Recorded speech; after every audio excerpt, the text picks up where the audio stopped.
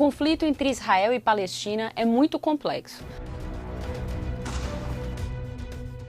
Durante décadas, essa disputa causou dezenas de milhares de mortes e milhões de refugiados. E transformou o Oriente Médio em um barril de pólvora que está sempre à beira de explodir. Mas por que israelenses e palestinos lutam?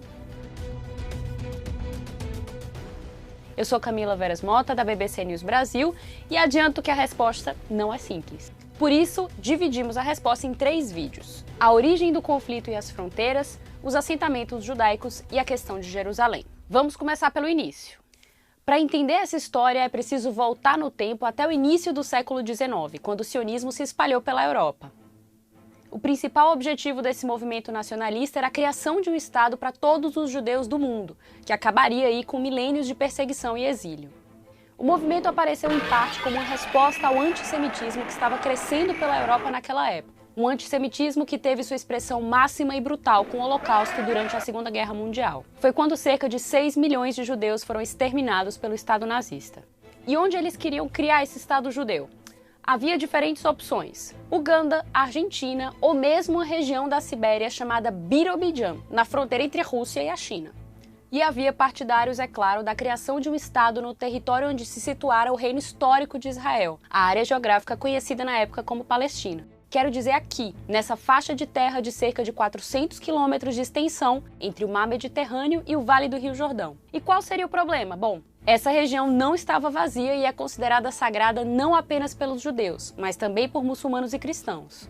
Além disso, quando a criação desse Estado judeu começou a ser considerada, essa área pertencia ao Império Otomano. E apesar de existir uma pequena comunidade judaica lá, a população era predominantemente árabe. Então aconteceu algo que mudou tudo: a Primeira Guerra Mundial.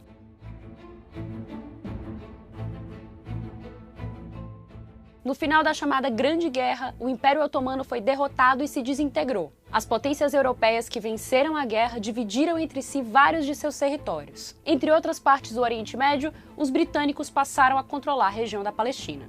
Isso é importante porque naquela época o governo britânico deu um passo fundamental em apoio à causa sionista, a Declaração de Balfour. Uma carta em que pela primeira vez o governo britânico apoiou a criação de um lar nacional para o povo judeu na região da Palestina. Mas deixando claro o seguinte: nada deve ser feito que possa prejudicar os direitos civis e religiosos das comunidades não judias na Palestina. Ou seja, os direitos dos árabes e de outras etnias deveriam ser respeitados. Mais tarde veremos por que os árabes não se sentem exatamente respeitados. O fato é que nas décadas de 1920 e 1930, milhares de judeus se estabeleceram nessa região. E houve também o êxodo de quem conseguiu escapar ou sobreviveu ao Holocausto nos anos seguintes.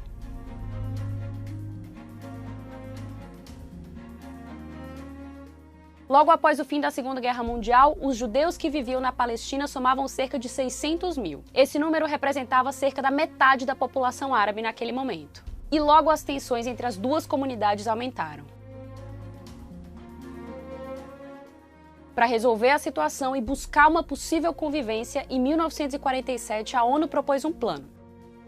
Em que ele consistia? Bem, na criação de 2 estados independentes, um árabe e outro judeu, enquanto Jerusalém teria um regime especial. Os judeus que viviam lá aceitaram a oferta, mas os palestinos não estavam dispostos a ceder seu território. O plano da ONU foi aprovado, mas nunca foi implementado, e detonou uma sucessão de eventos que mudariam a história. Uma data se destaca: 14 de maio de 1948. 2 coisas aconteceram nesse dia. Primeiro, o chamado Mandato Britânico da Palestina encerrou oficialmente. O governo britânico havia informado meses antes que concordava com o plano de partilha da ONU, mas que não iria implementá-lo, marcando então a data para sua saída.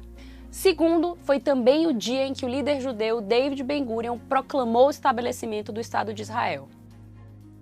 No dia seguinte, 5 países árabes vizinhos declararam guerra ao recém-criado país e invadem o novo Estado judeu.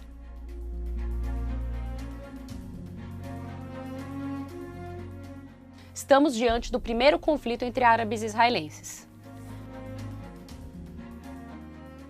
Após um ano de batalhas, Israel não apenas vence a guerra, mas também expande seu território e ocupa a parte ocidental de Jerusalém. Enquanto isso, a vizinha Jordânia ocupa a Cisjordânia e a parte oriental de Jerusalém. O Egito fica com Gaza. Os palestinos, após a saída dos britânicos e com o fim da guerra, continuam sem um país. Essa guerra terminou 70 anos atrás, mas teve duas consequências que persistem até hoje.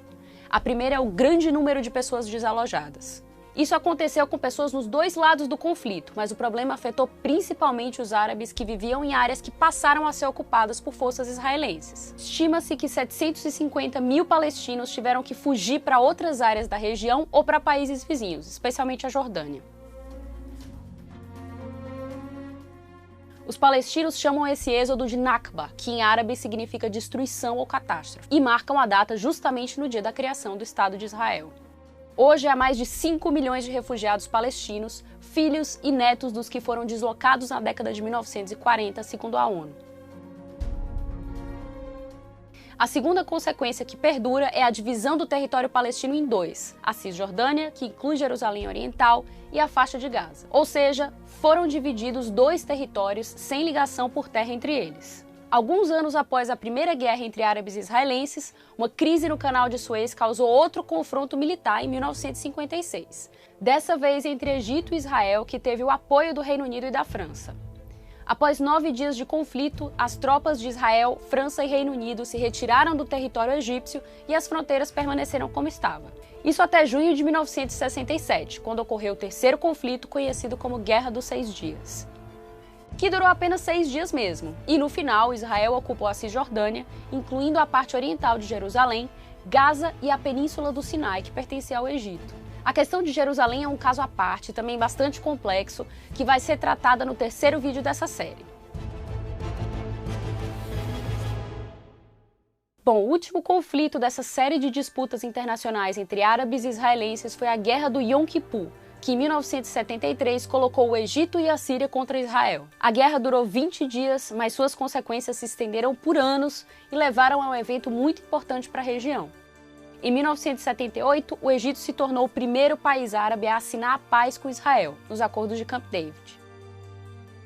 Dessa maneira, o Egito recuperou o Sinai, mas renunciou à faixa de Gaza. Apenas a Jordânia, além do Egito, assinou um tratado de paz com o Estado judeu. Esse foi um ponto de inflexão que também marcou o relacionamento entre Israel e os outros países árabes. Até hoje, os outros estados árabes da região, além do Irã, não reconhecem o Estado de Israel e consideram o território sob ocupação ilegal. No fim das contas, os acordos de Camp David foram muito importantes porque marcaram o fim da guerra aberta entre Israel e os estados árabes vizinhos. E o que isso significa?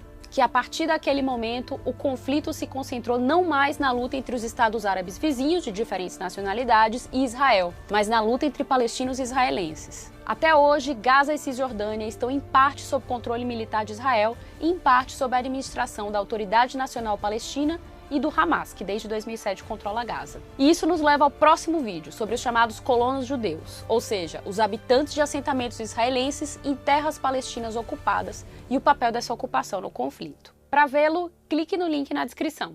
Muito obrigada e até a próxima!